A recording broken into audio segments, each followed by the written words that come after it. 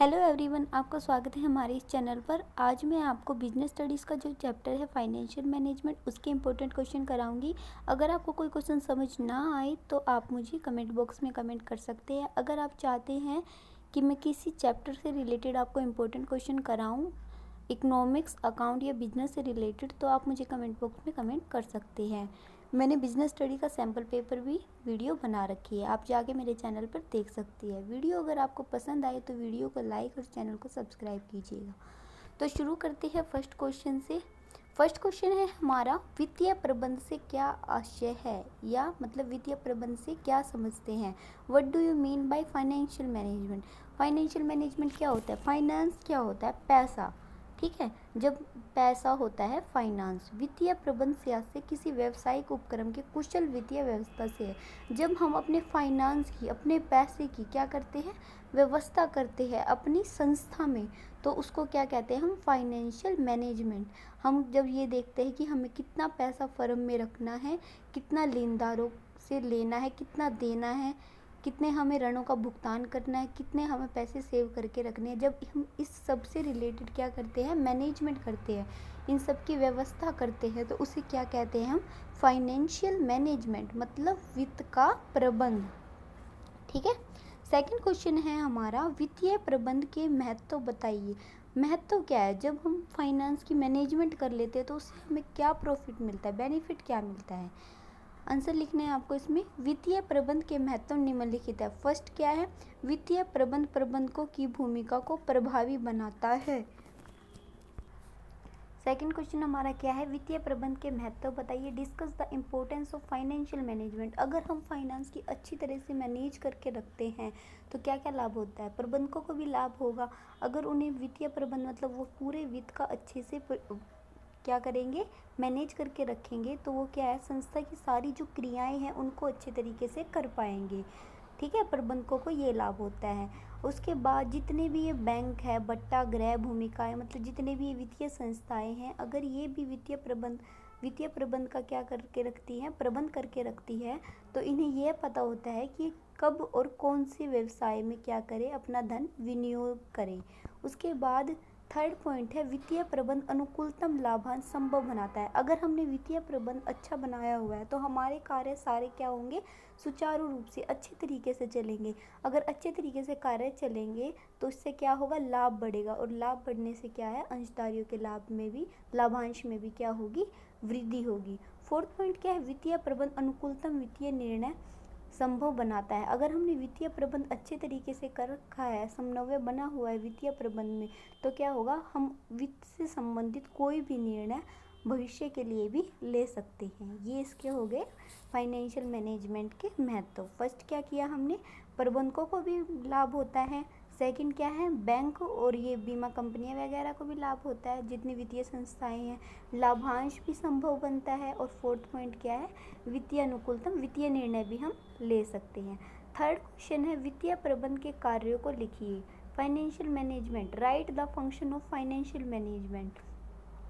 क्या है, वित्तीय प्रबंध के कार्य निम्नलिखित है। फर्स्ट क्या है, वित्तीय पूर्वानुमान। शुरू में हमें क्या लगाना पड़ता है, वित्त का पूर्वानुमान, कि हमारी संस्था में कितने वित्त की आवश्यकता है, मतलब वित्तीय प्रबंध की आधारशिला वित्तीय पूर्वानुमान। और इस प्रकार वित्तीय पूर्वानुमान लगाना वित्तीय प्रबंध का प्रथम कार्य है, कि सबसे पहले हम क्या करते हैं, वित्त का अनुमान लगाते हैं कि हमें संस्था में कितने वित्त की आवश्यकता है। सेकंड हम देखते हैं आय प्रबंध। यह भी वित्तीय प्रबंध का एक कार्य है। इसके अंतर्गत आय को सही ढंग से मापना, आय का सही अनुमान में वितरण करना तथा यथोचित लाभांश नीति का पालन करना शामिल है। उसके बाद हम आय का प्रबंध करते हैं, कि हमारे पहले हमें क्या किया, वित्त का पता लगाए, कितने वित्त की आवश्यकता है। फिर हम सोचेंगे कि वो वित्त हमें कहाँ से मिलेगा, मतलब आय के साधन हमारे पास क्या क्या है। हम आय का प्रबंध करेंगे, कि आय को हम मापेंगे कि हमारे पास कितनी आय है और हमें कितने और आय की आवश्यकता है, ठीक है। ये हो गए उसके दो कार्य। अगर 2 मार्क्स में आए तो ये दो ही कार्य लिखने हैं आपको, ठीक है। 1 मार्क्स में आए तो 1, ठीक है। ये थर्ड पॉइंट था आपका। फोर्थ क्वेश्चन है आपका, वित्तीय नियोजन कितने प्रकार का होता है। How many kinds of financial management. वित्तीय नियोजन के 3 प्रकार होते हैं। वित्तीय नियोजन के कितने प्रकार होते हैं? 3। एक होता है अल्पकालीन वित्तीय नियोजन, एक होता है मध्यकालीन वित्तीय नियोजन, एक होता है दीर्घकालीन वित्तीय नियोजन। अल्पकालीन वित्तीय नियोजन क्या होता है?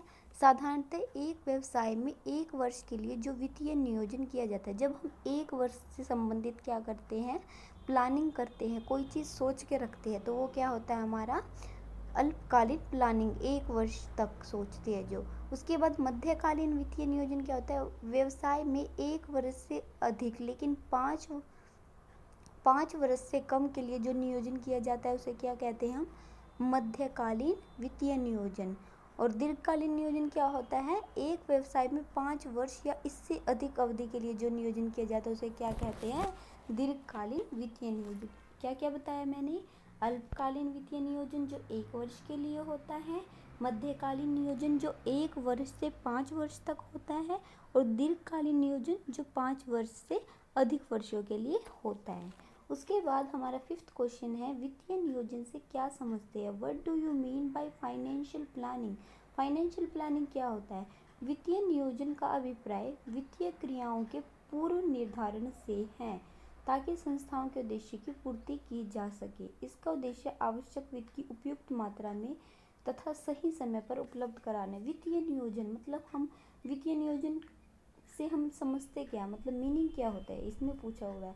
वित्तीय नियोजन का अभिप्राय वित्तीय क्रियाओं के पूर्व निर्धारण से है। जब हम वित्त से संबंधित क्रियाओं का पहले से क्या लगा लेते हैं, अनुमान लगा लेते हैं कि हमें कितना पैसा मिल सकता है या कितना पैसा हमें देना है, कितना पैसा हमारी संस्था में आएगा और कितना हमारी संस्था से जाएगा, इस सब का जब हम क्या कर लेते हैं, पूर्वानुमान लगा लेते हैं, तो उसे हम क्या कहते हैं? वित्तीय नियोजन।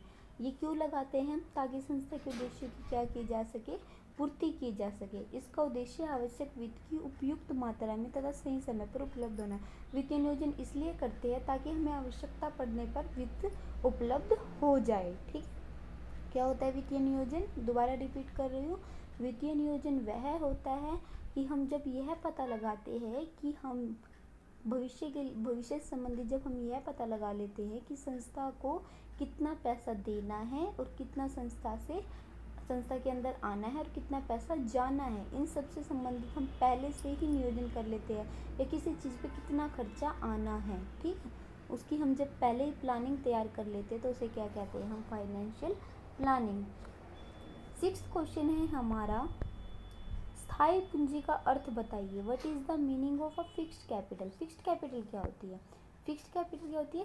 स्थायी पूंजी से आशय पूंजी के उस भाग से है जिसका निवेश स्थायी संपत्तियों जैसे कि भूमि, भवन, मशीनरी आदि की खरीद के लिए किया जाता है।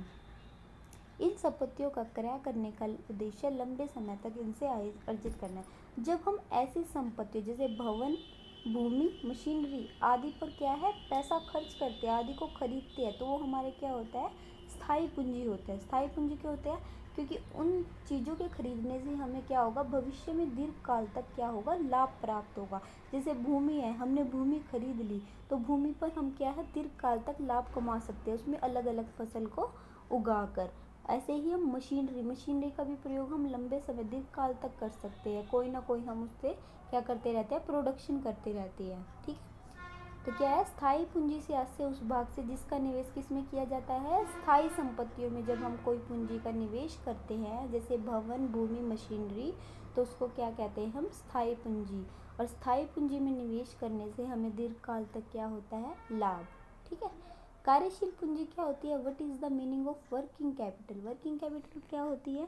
कार्यशील पूंजी वह होती है जो चालू संपत्तियों एवं चालू दायित्वों के अंतर से है कि हमारी करंट एसेट कितनी है। अगर हम करंट एसेट में से करंट लाइबिलिटी माइनस कर दे तो वो हमारी क्या होती है, वर्किंग कैपिटल होती है, जो हमारे पास अभी फ़िलहाल होगी, मतलब वर्तमान में, प्रेजेंट में जो हमारे पास कैपिटल होती है, current asset minus current liability करके उसे हम क्या कहते हैं, वर्किंग कैपिटल। कार्यशील पूंजी का प्रबंध का उद्देश्य चालू संपत्तियों चालू दायित्व दोनों के अनुकूलतम मात्रा का निर्धारण करना है। ठीक है, वर्किंग कैपिटल क्या होती है?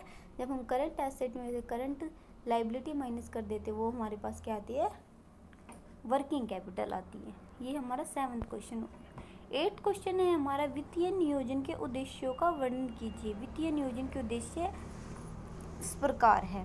Discuss the objective of financial management. First क्या है, सरलता। वित्तीय नियोजन इतना सरल होना चाहिए, यह आसानी से समझ में आया कि मतलब जब भी हम प्लानिंग करते हैं वित्त से संबंधित तो वो क्या होनी चाहिए, आसान होनी चाहिए, ताकि वो सबको समझ में आ जाए। सेकंड क्या है, लोच। लोच क्या होता है, प्लानिंग ऐसी होनी चाहिए जिसमें हम सिचुएशन के हिसाब से क्या कर सके, चेंज कर सके, क्योंकि टाइम टू टाइम क्या होता है, हमारा वातावरण में कुछ ना कुछ परिवर्तन होता है, सामाजिक परिवर्तन, राजनीतिक परिवर्तन, कुछ ना कुछ चेंजेस आते रहते हैं, जिसकी वजह से हमें अपनी प्लानिंग, फाइनेंशियल प्लानिंग में क्या है, चेंज करना पड़ता है। इसलिए क्या होनी चाहिए, उसमें लोच होनी चाहिए। फर्स्ट क्या है, सरलता होनी चाहिए, लोच होनी चाहिए। थर्ड क्या है, पर्याप्त पूंजी। वित्तीय नियोजन इतनी पूंजी का करना चाहिए जो व्यवसाय की समस्त आवश्यकताओं की पूर्ति कर सके और लाभ कमाने में समर्थ हो। क्या होना चाहिए कि पूंजी, हमें ऐसी पूंजियों का क्या करना चाहिए, विनियोग करना चाहिए, इतनी पूंजी का विनियोग करना चाहिए जिससे हमारी क्या है, आवश्यकताएं क्या हो सके, पूर्ण हो सके। फोर्थ पॉइंट क्या है, लागत। साधारण अंशों पर लाभांश पूर्वाधिकार अंश से अधिक रखना चाहिए और पूर्वाधिकार अंशों को लाभांश की दर ऋण पत्रों के ब्याज की दर से अधिक होनी चाहिए, या जो विनियोगकर्ता जितना जोखिम उठाए उसे उतना ही। या तो क्या करना चाहिए, हमें साधारण अंशों पर क्या करना चाहिए, लाभांश ज़्यादा देना चाहिए, और पूर्वाधिकार अंशों पर क्या करना चाहिए, ऋण पत्रों से ज़्यादा लाभांश देना चाहिए। ठीक है, मतलब या तो हम साधारण अंशों पर लाभांश ज़्यादा दें, या जो जितना जोखिम उठाता है उसे उतना ही लाभांश दे। तो ये उसका उद्देश्य है। फिफ्थ पॉइंट क्या है, पूंजी एकत्रीकरण की कम लागत। नियोजन इस प्रकार किया जाना चाहिए जिससे क्या हो, हमारी जो लागत है पूंजी की वो क्या हो, कम से कम आए। ये आपका 8 क्वेश्चन है। फर्स्ट क्या है, सरल होना चाहिए, मतलब जिसे आसानी से समझ सके। लोच मतलब ऐसा होना चाहिए वित्तीय नियोजन जिसे हम आसानी से वातावरण में परिवर्तन के अनुसार हम बदल सके।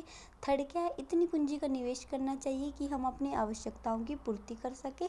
लागत, लागत मतलब जो जितना जोखिम उठाता है उसे उतना ही प्रतिफल हमें देना चाहिए। पूंजी एकत्रीकरण की कम लागत मतलब ऐसे ही साधनों पर हमें पूंजी का विनियोग करना चाहिए जिससे लागत क्या हो, कम से कम आए। 9th क्वेश्चन है हमारा, वित्तीय नियोजन के महत्व का वर्णन कीजिए। इससे महत्व क्या क्या होता है, इसका बेनिफिट क्या है हमें अगर हम प्लानिंग करते हैं वित्त की। Explain the importance of financial planning. जिस प्रकार मनुष्य बिना रक्त के जीवित नहीं रह सकता, उसी प्रकार से उपक्रम बिना वित्त के जीवित नहीं रह सकता। क्या है, जैसे हमारे शरीर में क्या है, खून की आवश्यकता होती रहती है हमें हमेशा, उसी तरह उपक्रम में क्या है, वित्त की भी हमें हमेशा आवश्यकता पड़ती है। खून की तरह काम करता है वित्त एक संस्था में। वित्तीय नियोजन का महत्व निम्नलिखित से स्पष्ट हो जाता है। महत्व क्या क्या है इसके, पर्याप्त कोष। पर्याप्त कोष, व्यवसाय के लिए पर्याप्त वित्त कोष उपलब्ध कराना वित्तीय नियोजन का मूलभूत उद्देश्य है। क्या है, वित्तीय नियोजन का मूलभूत उद्देश्य कि व्यवसाय को क्या हो, प्रॉपर टाइम पे क्या हो सके, वित्त उपलब्ध हो सके, ताकि भावी प्राप्ति एवं भुगतानों का पूर्वानुमान लगाकर वित्त के आधिक्य अथवा कमी की परिस्थितियों से बचा जा सके। पर्याप्त कोष मतलब वित्तीय नियोजन से हमें क्या महत्व मिलता है, पर्याप्त कोष। अगर हम वित्तीय प्लानिंग करके पहले से ही रखते हैं तो हमें पता चल जाता है कि भावी टाइम में मतलब आने वाले टाइम में भविष्य में हमें प्राप्ति और भुगतान कितने कितने करने हैं, ना तो हमारे पास कमी रहनी चाहिए वित्त की और ना हमारे पास आधिक्य। ठीक है, हम उन परिस्थितियों से बच सकते हैं। उसके बाद है सेकंड पॉइंट है भावी विकास। जब हम वित्तीय नियोजन करते हैं तो उससे हमारा भावी विकास भी होता है। कैसे होता है, कुशल संरचना किसी भी व्यवसाय के भावी विकास के लिए क्या है, आवश्यक है। उसके बाद भविष्य में वित्त की समस्या उत्पन्न न हो इसके लिए श्रेष्ठ वित्तीय संरचना महत्वपूर्ण है। हमें क्या है, जब हम वित्त का अच्छी तरह से क्या करते हैं, प्लानिंग करके रखते हैं तो हम टाइम टू टाइम सारे वित्त से संबंधित कार्य कर सकते हैं, जिससे हमारे संस्था के कार्य में कोई भी बाधा नहीं होती तथा संस्था का क्या होता है, विकास होता है। थर्ड पॉइंट है हमारा लाभदेयता में वृद्धि। जितना ज़्यादा हमारा कार्य वित्त का सुचारू रूप से चलेगा उतना ही ज़्यादा क्या होगी, हमारे लाभ में वृद्धि होगी। लाभ में वृद्धि होने से अंशधारियों को भी लाभांश की ज़्यादा प्राप्ति होगी। फोर्थ पॉइंट है व्यवसाय में तरलता। अगर हम वित्त का अच्छी तरीके से नियोजन करके रखेंगे तो हमें क्या होगी, हमारे व्यवसाय में लिक्विडिटी बनी रहेगी, मतलब कुछ ना कुछ पैसा बचा रहेगा, जिससे हम अपने डेली के जो खर्चे हैं उनको क्या करते रहेंगे, उनका भुगतान करते रहेंगे। फिफ्थ है व्यवसाय का विकास। व्यवसाय की स्थापना के बाद उसके विकास और विस्तार हेतु वित्तीय नियोजन का महत्व देखा जा सकता है। ठीक है, फर्स्ट पॉइंट है हमें पर्याप्त कोष मिलता रहेगा, भावी विकास हो जाएगा, लाभ में भी वृद्धि हो जाएगी और व्यवसाय में तरलता बनी रहेगी और व्यवसाय का भी क्या होगा, विकास होगा। 10th क्वेश्चन है हमारा, वित्तीय प्रबंध की स्थायी संपत्तियों के निर्धारण में क्या भूमिका होती है। What is the role of financial management is determination of a fixed asset। वित्तीय प्रबंध की स्थायी संपत्तियों में कुल विनियोग तथा प्रत्येक स्थायी संपत्ति में किए जाने वाले विनियोग के निर्धारण में महत्वपूर्ण भूमिका होती है। मतलब जितना भी हम स्थायी संपत्तियों में विनियोग करते हैं उसमें वित्तीय प्रबंध की भी क्या होती है, हमें एक भूमिका अवश्य होती है। 11th क्वेश्चन है, पूंजी बजटिंग निर्णय से आपका क्या अभिप्राय है। What do you mean by capital budgeting decision. स्थायी संपत्तियां जिनसे एक लंबे समय तक आय प्राप्त होती है तथा इसका विनियोग किया जाता है उसे पूंजी बजटिंग कहते हैं। जब हम स्थायी संपत्तियों में क्या करते हैं, विनियोग करते हैं, उससे संबंधित हम कोई निर्णय लेते हैं तो उसे क्या कहते हैं, हम capital budgeting decision. Last question है हमारा, वित्तीय जोखिम का अभ्युदय कैसे होता है। What determinants of all financial risk. वित्तीय जोखिम का अभ्युदय पूंजी ढांचे में उधार की अधिकता से उत्पन्न होता है। व्यवसाय की अनिश्चितता व जोखिम भी ढांचे के प्रारूप में को प्रभावित करती है। ये हमारे क्या है 12 क्वेश्चन हैं जो मैंने आपको बताए हैं फाइनेंशियल मैनेजमेंट चैप्टर के। वेरी इंपॉर्टेंट क्वेश्चन है, एग्जाम में इनसे ही पूछा जाता है। अगर आपको फिर भी कोई क्वेश्चन समझ ना आया हो या किसी क्वेश्चन में डाउट है, अगर आप चाहते हैं मैं किसी चैप्टर से रिलेटेड आपको इम्पोर्टेंट क्वेश्चन कराऊँ, सब्जेक्टिव ऑब्जेक्टिव एमसीक्यू कोई भी क्वेश्चन, अकाउंट्स इकोनॉमिक्स बिजनेस से रिलेटेड, अगर आप किसी भी चैप्टर से इम्पोर्टेंट क्वेश्चन चाहते हैं तो आप मुझे कमेंट बॉक्स में कमेंट कर सकती है। वीडियो पसंद आए तो वीडियो को लाइक और चैनल को सब्सक्राइब कीजिएगा। आपको मेरे चैनल पर सारे चैप्टर से इम्पोर्टेंट टॉपिक और इम्पोर्टेंट क्वेश्चन मिलेंगे। Thank you for watching my video.